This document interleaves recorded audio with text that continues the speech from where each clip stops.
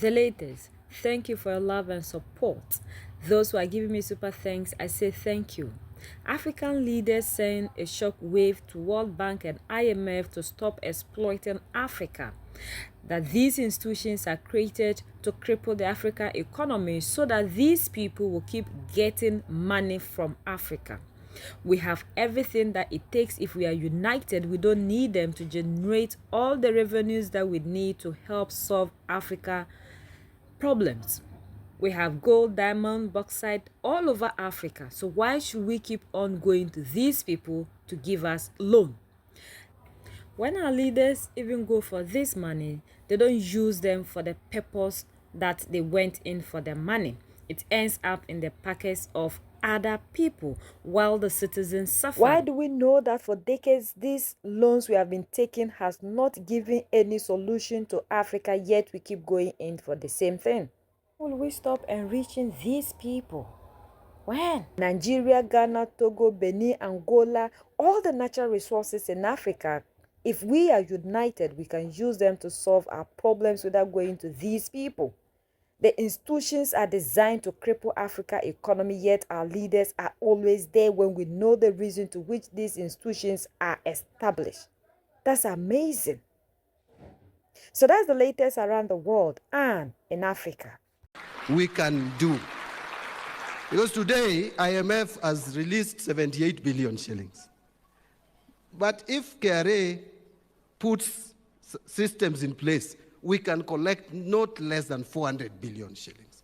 So we can do without some. What exactly is the IMF asking for? They're pushing for the CBDCs to go on in different countries. They're just, they have their footing in many different places. Is it your food? Is it your housing? This is the IMF we're talking about. Now, cuts to food and energy subsidies, as well as a reduction in the public wage bill, among others. This is the IMF. Elsewhere in West Africa, a certain president has sold his country for IMF's $3 billion by raising taxes and an absurd haircut on people's investments. The Tunisian president, Kais Saied, has rejected the foreign dictats from the International Monetary Fund, which is in stalled talks with a heavily indebted country over a bailout package. Now, the IMF has pushed Tunisia to remove the state subsidies as basic goods, particularly fuel. This is exactly the kind of leaders African countries need at the moment. There was once a Gaddafi, but unfortunately, the enemies outnumbered his cabinet. What do you want? You want us to sell Tunisia? Tunisia is not for sale. Foreign dictates that will lead to more poverty are unacceptable. The world must understand, as well as the financial institutions, such as the International Monetary Fund, that human beings are not figures or a set of numbers for subtraction and addition. So the IMF prioritizes the interests of wealthy countries and corporations over the needs of developing nations and ordinary people, leading to policies that exacerbate inequality, social welfare, and economic instability. I will not be surprised if freedom is on its way. Tunisia's president speaks the truth in this video. Now, the IMF doesn't care about people's welfare now, does it? They impoverish countries through unrealistic action plans. It is clear now that they humiliate and weaken countries through these horrible loans. In a speech released on April the 6th, to be delivered at the 2023 spring meetings of the International Monetary Fund and the World Bank Group in Washington, the IMF director, Kristalina Georgieva, shockingly voiced that Africa is facing a tremendous financial crunch and is being held back by unsustainable debt built over the years. However, her solution to the problem isn't without contradictions. So this idea raises questions about the sustainability of continuing to take on more debt to solve an already existing debt problem. The director also praised the African countries for raising taxes on wealthy individuals and, of course, businesses.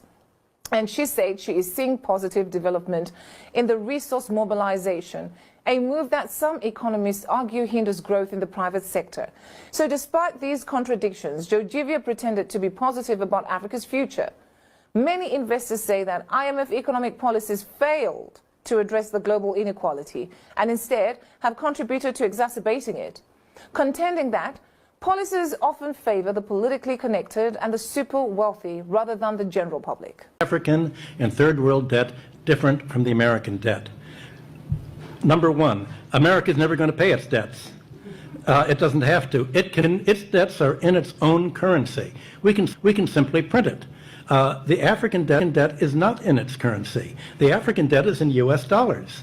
Africa has to earn the U.S. dollars, and the only way it can earn the U.S. dollars is not to be assassinated for growing its own food and becoming independent and doing something that the United States does not like. The principle underlying the foundation of the World Bank is that no country should grow its own food. Africa and the third world should only grow export crops. In order to have an oversupply of cocoa and other tropical raw materials, to keep down the price, they must buy their grain from the United States or Europe, so that if they do something that we don't like, we can do what America tried to do to China in the 60s. We can sanction them. We can say, we're going to starve you. I think the most evil organizations in the world today are the World Bank and the International Monetary Fund. Has taken another IMF loan, this time for $2.5 billion, bringing Nigeria's total debt obligations to over $110 billion.